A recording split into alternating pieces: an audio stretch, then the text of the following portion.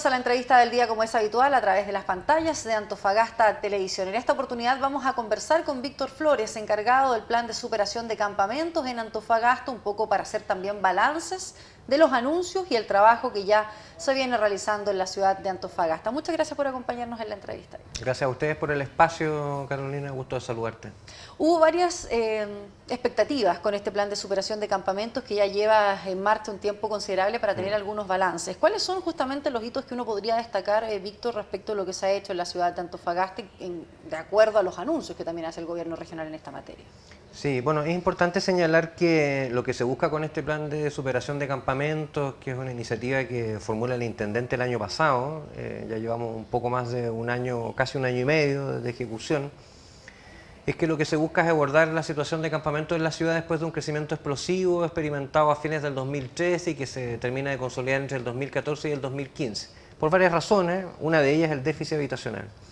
Entonces las personas podrían pensar que lo que se busca con este plan tal vez es una especie de consolidación de los campamentos o no abordar una de las causas de fondo, ¿ya? Y en ese sentido es importante mencionar, Carolina, que hay muy buenas noticias en materia de construcción de vivienda, que finalmente apunta a uno de los temas centrales. Recordarás que el año pasado aplicamos una encuesta en los campamentos donde logramos derribar varios mitos, entre ellos que muchas personas tenían subsidios, que tenían casas en otro lado, y la verdad es que logramos cifras bastante marginales. Logramos establecer que en realidad más del 90% efectivamente tiene una necesidad habitacional real, ¿ya? Y en ese contexto, actualmente la buena noticia es que se están construyendo viviendas prácticamente en todas las ciudades de la segunda región, ¿ya? Antofagasta, Calama, Taltal, Mejillones, Sierra Gorda, entre otras, ¿ya? Te puedo decir que hoy día hay alrededor de 2.600 viviendas en construcción. Eran ciudades que incluso no tenían construcción en 15 años, en algunas de las que están. Como el caso de Taltal, donde hoy día se están construyendo cerca de 40 viviendas sociales. La meta que tiene el gobierno es construir alrededor de 6.000 viviendas hasta que termine el mandato de la presidenta Bachelet.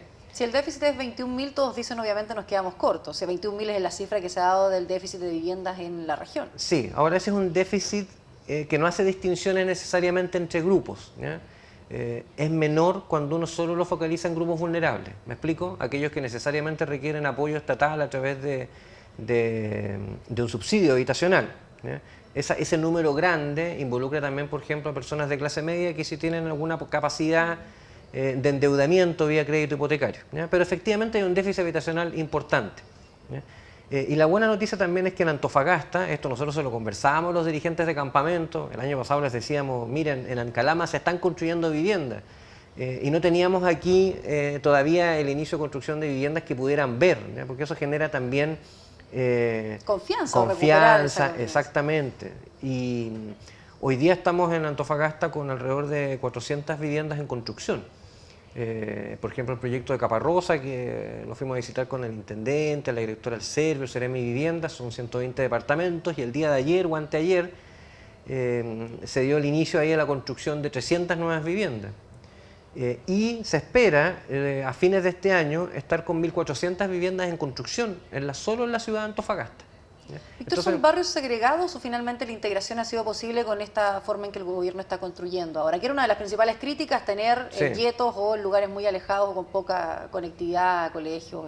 Sí, es importante señalar que se ha aprendido de la experiencia. O sea, hay sectores en Santiago paradigmáticos como Bajos de Mena, donde se construyó una gran cantidad de viviendas sociales, y bueno, se ha aprendido de esas experiencias y efectivamente se están construyendo. De hecho, el convenio que suscribió el gobierno regional con el Ministerio de Vivienda, que se llama Más Vivienda, Mejores Barrios, y esa es una iniciativa bastante inédita porque lo que ha permitido, para que los televidentes puedan apreciarlo, es que de un ritmo de construcción regular de 500 viviendas anuales, eso nos permite llegar a un ritmo cercano a las 1.000 viviendas anuales, ¿ya?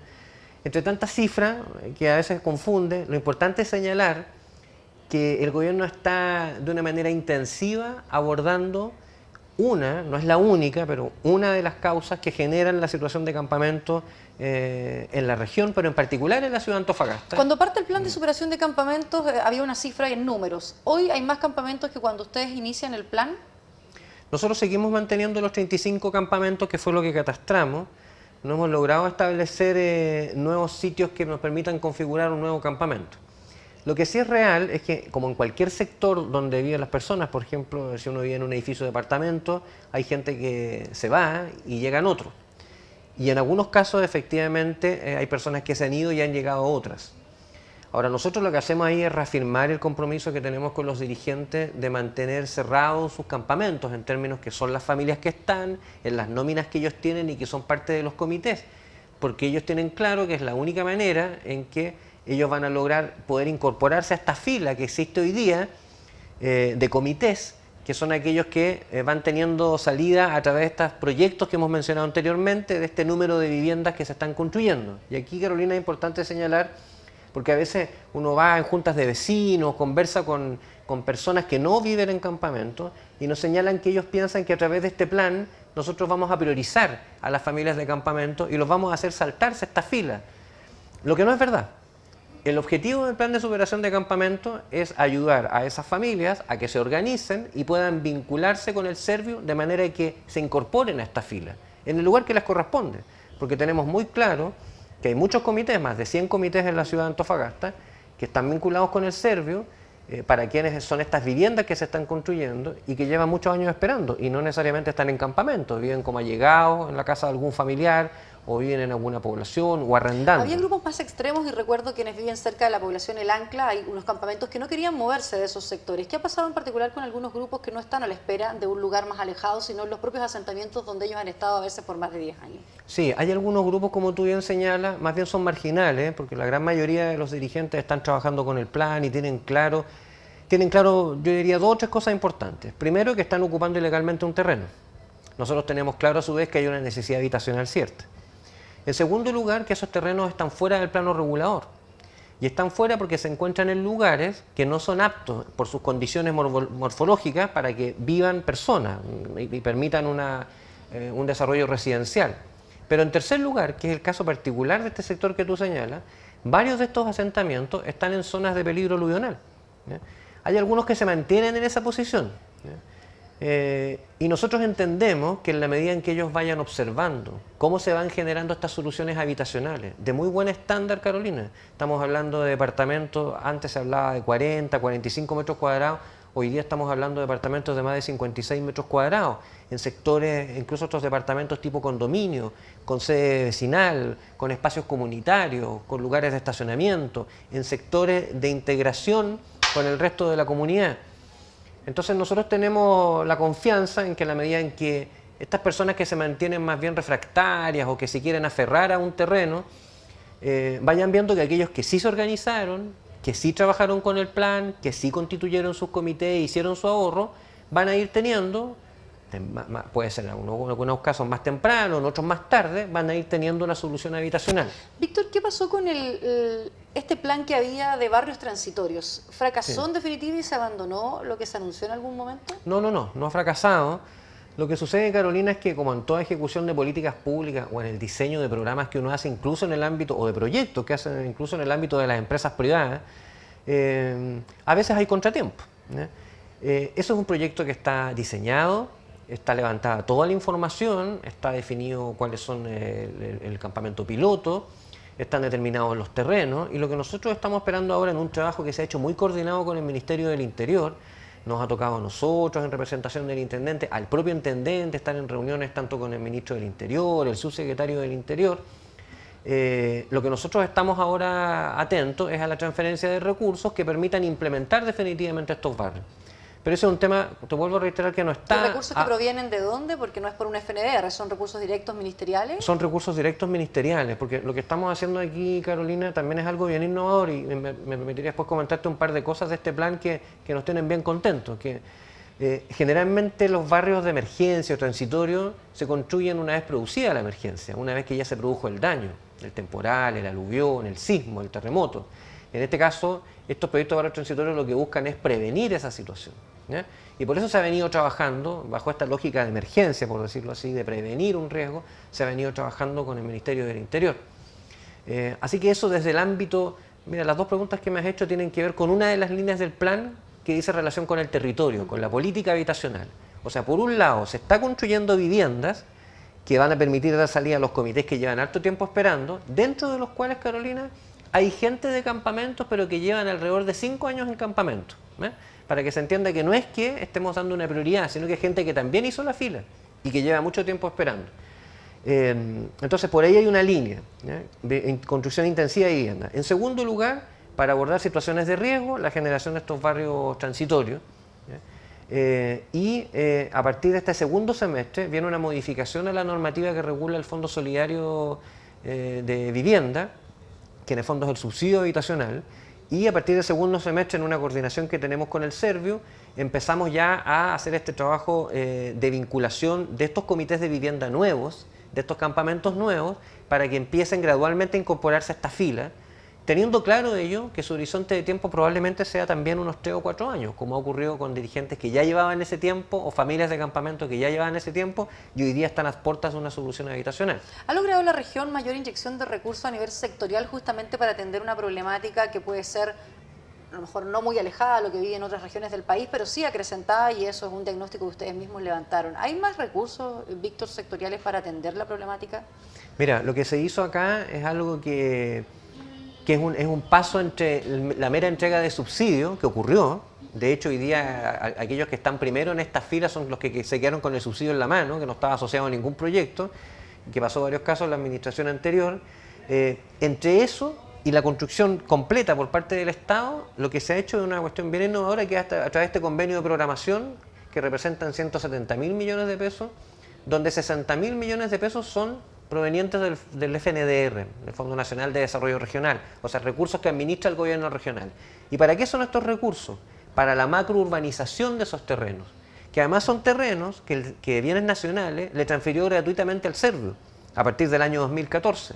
Entonces, ¿qué te permite eso? Que el costo de construcción, que en Antofagasta es muy elevado y que te dificultaba poder tener oferta, ¿no es cierto?, de viviendas sociales, disminuye y por lo tanto permite que actores privados ingresen a esta construcción de viviendas sociales. ¿Por qué? Porque tú ya le entregas como Estado un terreno urbanizado, es decir, con alcantarillado, agua potable, conexión a la luz eléctrica. Le entregas un terreno que además es un terreno ya de propiedad del Estado que se pone a disposición para la construcción. Entonces eso permite, con el monto del subsidio, poder efectivamente hacer rentable la construcción de viviendas. ¿Eso podría ser prever que en el tener mayor construcción, porque en definitiva es un número interesante? Si no había ninguna construcción, a lo mejor tener 1.400, que es el número que has dado, podría ser interesante, pero para alcanzar el déficit todavía sigue siendo muy marginal o muy minoritario para solucionar realmente el problema. Sí. Si están los privados incorporados, ¿podría hacerse un esfuerzo mayor? Bueno, queda a lo mejor de esta administración, vamos a tener elecciones, vienen años eleccionarios en particular y el próximo en presidencial, entonces son proyectos que a lo mejor podrían también quedar ahí.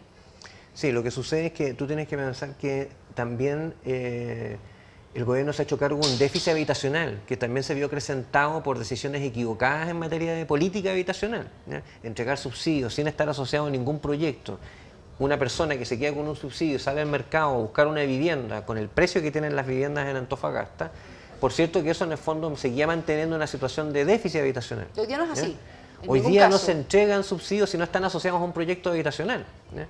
Por lo tanto, si tú piensas que en estos 4 años de gobierno el compromiso, y que tenemos la certeza que se va a cumplir, es llegar a las 6.000 viviendas, incluso se maneja la cifra al interior del gobierno de que se estaría llegando a un número global de 9.000 viviendas. ¿Qué te quiero decir? 6.000 en construcción o entregadas, que es el compromiso a marzo del 2018, pero otro delta adicional de cerca de 3.000 viviendas en proyectos en desarrollo. ¿Me explico?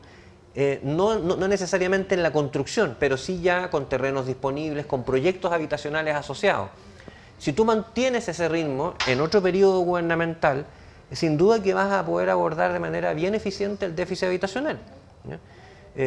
Por lo tanto, ahí tenemos claro que no se va a resolver de aquí en este periodo de gobierno, pero sí podemos decir con certeza que se está abordando de una manera bastante decidida, con la utilización además de instrumentos novedosos, no novedosos porque estaban en la ley de gobiernos regionales hace muchos años, pero que es una decisión política de implementarlo, pero también con varios cambios que se han hecho desde el nivel sectorial a través del Ministerio de Vivienda, aumentando subsidios, etcétera. Víctor, Como encargado del plan de superación de campamentos, claramente hemos hablado bastante del tema, pero también tú ocupas un doble cargo y aquí no puedo dejar de hacerte una pregunta porque eres jefe de gabinete y se ha rumoreado bastante que podría ser el próximo Seremi de gobierno. ¿Eso es efectivo? No, esas materias no me corresponden a mí pronunciarme, son decisiones privativas del intendente, quien las evalúa en su mérito y con las atribuciones que él tiene y con el ministro del ramo. La verdad es que yo estoy abocado completamente a la tarea en que tú me ves, como encargado del plan de superación de campamento y además cumpliendo una tarea muy importante como jefe de gabinete la verdad es que uno se siente bien privilegiado de poder prestar el servicio público en ámbitos tan importantes como estos. Y como jefe de gabinete también preguntarte, hay quienes dicen que obviamente el intendente hoy se ha ido quedando bastante solo, previo a las primarias y con posterioridad se han visto críticas de sectores parlamentarios, incluso del propio sector de la nueva mayoría. ¿Está más solo el intendente Víctor respecto de la gestión que compete y donde, por ejemplo, el plan que hemos comentado es uno de los aspectos bien importantes también de su gestión hoy día? Yo te puedo dar un ejemplo en relación con el propio plan. Este es un plan que no solo se está ejecutando en un equipo pequeño del gobierno regional, que hay un equipo de 4 personas, se está ejecutando muy transversalmente con los distintos organismos del Estado, los distintos Seremi, los directores de servicios. Hay un equipo muy grande detrás de este plan, pero no solo un equipo gubernamental, hay también actores sociales. A lo mejor parlamentario o político directamente de la nueva mayoría. No, por ejemplo, en el mismo tema de los barrios transitorios, cuando salió esta noticia de que aún estaba pendiente la transferencia de recursos, recuerdo yo que la diputada Hernando planteó ahí que era muy importante que se agilizara pronto la construcción de estos barrios transitorios, lo que implica un respaldo a esta política pública. Entonces, en ese sentido, a propósito de un ejemplo que yo conozco, y te quiero relevar ahí que la gestión política también no solo da cuenta de ser capaz de articular a los actores gubernamentales, una buena gestión política da cuenta de la capacidad de articulación a otros actores. Y en ese sentido el plan de superación de campamento, a nuestro juicio, es un ejemplo palpable. No solo está trabajando las entidades gubernamentales, no solo hay participación, por ejemplo, en la mesa que regula este plan de integrantes del Consejo Regional, sino que también hay organizaciones del mundo civil, que muchas veces están al frente del gobierno, haciendo sus planteamientos, y en este caso estamos trabajando unidos, como el Techo, la Fundación para la Superación de la Pobreza, el Servicio Jesuita Migrante. O sea, tú dices que hay respaldo todavía político y de la comunidad misma en los planes que se están haciendo. Esta es una política pública concreta que aborda un tema neurálgico de mucho interés, un tema que está en la agenda pública con mucha frecuencia, donde hay muchos actores, desde el ámbito social, del ámbito político, del ámbito gubernamental. Incluso tenemos un trabajo coordinado con Carabineros y la PDI desde el ámbito de la seguridad. Por lo tanto, eso da cuenta de que hay un liderazgo importante del intendente en ese sentido, de tener la capacidad de poner a todos estos actores a trabajar en función de un objetivo común que busca superar los campamentos, independientemente de que muchas veces hay intereses que se conflictúan, pero la capacidad de poder resolverlo es un hecho bastante importante para un tema. ¿Pero ratifica la gestión de que el intendente podría llegar hasta el final del periodo de Michelle Bachelet y no tener remesones o cambios en lo político? Bueno, como lo ha señalado él mismo, todos estos cargos son de la exclusiva confianza de la presidenta y por lo tanto se está a disposición de ella en el momento que la presidenta lo determine. Okay. Gracias, Víctor, por acompañarnos en la entrevista del día. Muchas gracias, Ari. Nos reencontramos en una siguiente oportunidad, como siempre, con otros temas sobre la mesa aquí en Antofagasta Televisión.